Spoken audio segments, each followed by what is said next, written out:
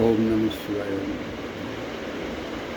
सभी महानुभावों को मेरा सादर नमस्कार, सादर वंदे। माताओं बहनों को चरण स्पर्श। आज मैं वैदिक शिक्षा के विविध आयाम के अंतर्गत शिक्षा का उद्देश्य के बारे में थोड़ा दो शब्द कहूँगा कि योग के अनुसार मनुष्य जीवन का अंतिम उद्देश्य मुक्ति अर्थात इंद्रिय ईश्वर प्राप्ति अर्थात आनंद भूति है।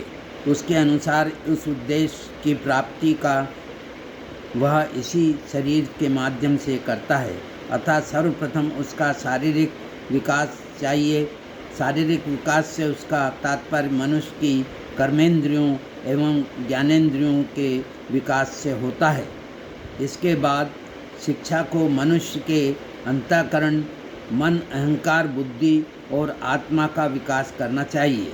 मुक्ति के इच्छुक को वह योग साधन मार्ग का अनुसरण करने का उपदेश कराता है और योग साधना के लिए नैतिक आचरण आवश्यक मानता है।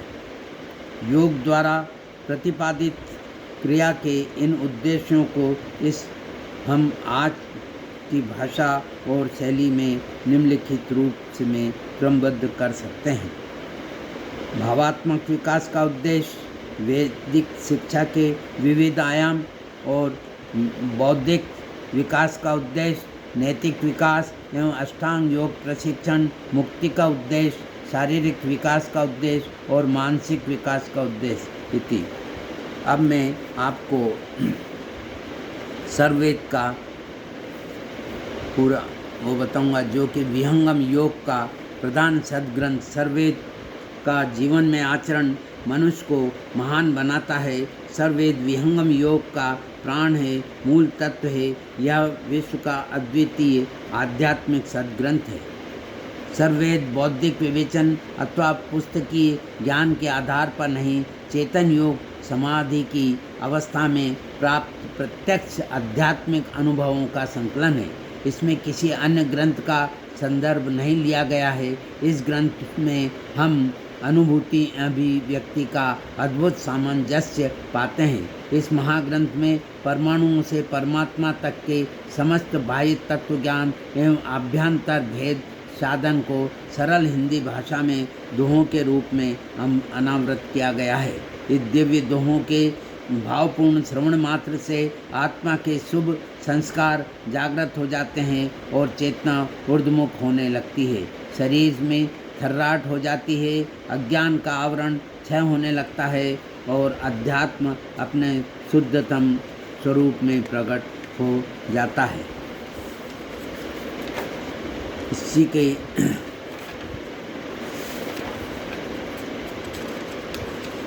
फलस्वरूप सर्ववेद शब्द का अर्थ होता है स्व अर्थात ब्रह्म और वेद अर्थात ज्ञान, अर्थात सर्ववेद ब्रह्म ज्ञान संबंधी एक महान आध्यात्मिक ग्रंथ है। उपनिषदों में दो विषयों का उल्लेख आया है, परा एवं अपरा। तत्रा परा ऋग्वेदो यजुर्वेदा सामवेदो यथर्वेदः शिक्षा कल्पो व्याकरण निरूपम छंदो ज्योतिषमिति। अथ परा यथा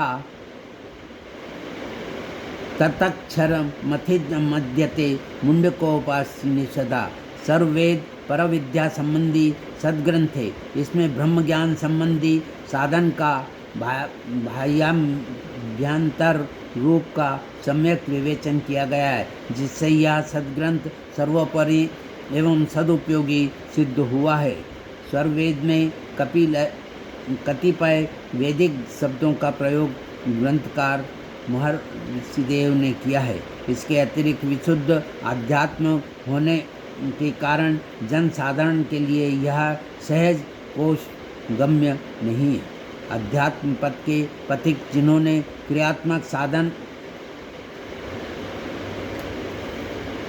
विशेष का उपदेश ग्रहण कर जीवन में अग्रसर होना आरंभ कर दिया है, उनके लिए तो सर्ववेद का ज्ञान प्रकाश स्तंभ का कार्य करता ही है और वे नियम पूर्वक योग अभ्यास करते हुए सर्ववेद का स्वाध्याय कर साधन क्षेत्र में उत्तरोत्तर प्रगति मात्र होते रहते हैं। ओम।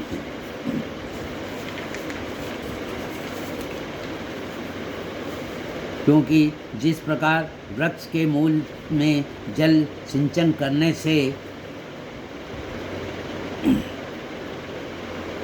सारा वृक्ष हरा भरा पुष्पित पल्लवित हो जाता है, उसी प्रकार एकमात्र सर्ववेद के स्वाध्याय एवं पाठ से मानव के आध्यात्मिक जीवन का पूर्ण विकास हो जाता है, ऐसा मेरा पूर्ण सत्य विश्वास है। ब्रह्म विद्या प्रकाश है, भक्ति मुक्ति सुखधाम गाथा यह अध्यात्म है, अमत सनातन नाम। इसके ही परिप्रेक्ष्य में अब मैं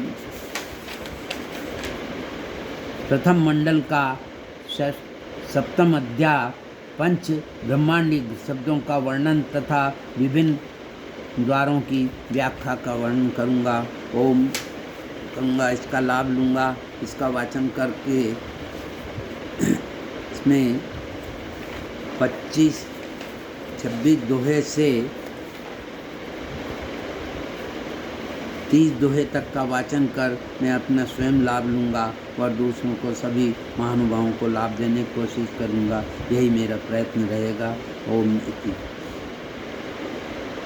अरे तन कमाल रोंदा सुरती अक्षर बान लगा, योग युक्ति से तानिए मर्म निशाने घाव, सहज शून्य के ओट में भेदी मंडल ज्ञान, शब्द निशाना लाइए अंतर सुमिरन ध्यान, परमाणु के योग से महमंडल आकाश, अक्षर कम से होत है सृष्टि सकल अवकाश, व्योम वमन का योनि है व्यापक अक्षर योम व्योम, व्योम से वायु होत है प्राण सजीवन सोम, योगाभ्यासरत भेद में प्राण लीन आकाश, निश्वास सुष्मन रहे नहीं निशब्द प्रकाश। व्यापक अक्षर ही मन का योनि है और उसी अक्षर के द्वारा वायु भी गतिशील होती है।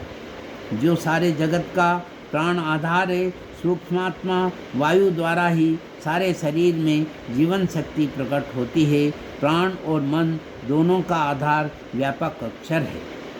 विहंगम योग के साधन क्षेत्र भेद से महाकाश में प्राण लीन हो जाते हैं एवं इमला की गति बंद हो सूक्ष्मन हो जाने पर प्रकाश प्राप्त होता है। बिना प्राण लीन हुए प्रकाश नहीं प्राप्त होता है। यह प्रकाश प्राण मंडल का है, चेतन मंडल का नहीं। अनुभवी सहज योगी इस रहस्य को समझेंगे। ओम की। अब मैं आपको एक छोटा सा भजन प्रस्तुत कर रहा हूँ आज बुधवार होने के कारण। अरे लाज रखना महाराज सभा में मेरी लाज रखना, लाज रखना महाराज सभा में मेरी लाज रखना, तुम्हें मनाऊं महाराज सभा में मेरी लाज रखना, शीश तुम्हारा मोटा गजानंद, शीश तुम्हारा गजानंद, मुकुट पहनाओ महाराज सभा में मेरी लाज रखना, कान तुम्हारा मोटा गजानंद, कान तुम्हारा मोटा गजानंद, कुंडल पहनाओ महाराज सभा में मेरी लाज रखना, लाज रखना महाराज सभा में मेरी लाज रखना, और पेट तुम्हारा मोटा गजानंद, पेट तुम्हारा मोटा गजानंद, मोदक चढ़ाओ महाराज सभा में मेरी लाज रखना, लाज रखना महाराज सभा में मेरी लाज रखना, पाँव तुम्हारा मोटा गजानंद,